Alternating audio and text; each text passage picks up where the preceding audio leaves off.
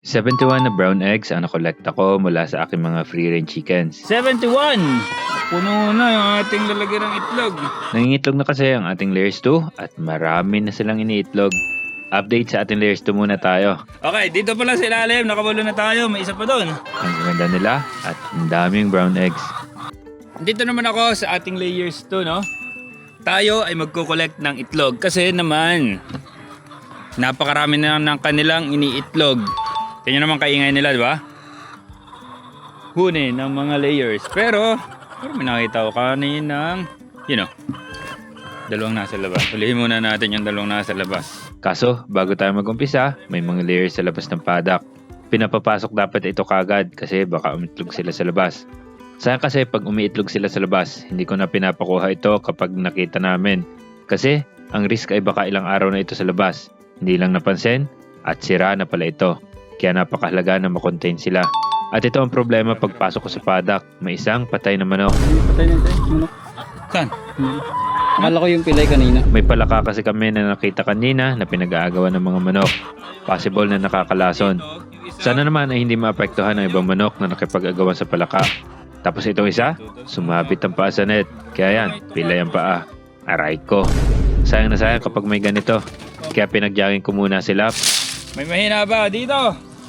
Game! Pa! para makita kung may iba pang mahina. At good thing na wala naman na. Ang ating mga feeder at water ay chinek ko rin. Maring isang feeder, walang laman. Kaya salinan natin ng mula sa isang feeder na maraming laman. Ang idea kasi dapat ay maraming PVC na may available na feeds. Para maraming space sila at maraming sabay-sabay na makakatuka kung kailangan. Marami pa rin nagtatanong kung bakit may bellwater pa rin kami kahit na may tangke na kami. Dito kasi kami naglalagay ng vitamins at gamot if kailangan. Masama na sa tangke maglagay. Sayang ang tubig, sayang ang gamot. Kaya sa bellwater lang nilalagay mga ito para control ng amount at dosage. Pero maganda pa rin na may tangke para only water sila palagi. Ay, yung ating paboritong part. Tayo ay mangolekta ng itlog. Unahin natin yung mga nasa sahig, ha? Excited na ako kasi ang dami laman ng pugad. Pero marami din dito sa ilalim ng tangke. Paborito nila dito eh. At ako rin, paborito kong chore sa pag-collect ng itlog nila. Kaya bilangin natin ito. 6. Okay, dito pala sa ilalim. Nakabulo na tayo. May isa pa doon.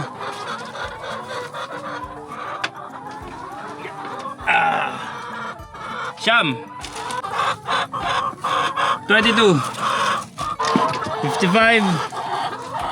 58. Wow. 60. 71. Puno na yung ating lalagyan ng itlog.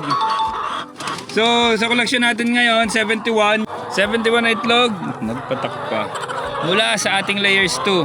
Kaya yung ating layers 1, napakababa na ng laying rate niya. Around 50% na lang. So, pag nasa 90% laying rate na itong ating layers 2, pwede na natin silang ibenta, i-forgo na natin para hindi tayo lugi sa feeds. Kasi nagkukonsume sila ng feeds, pero 50% lang ang kanilang binibigay. Ano?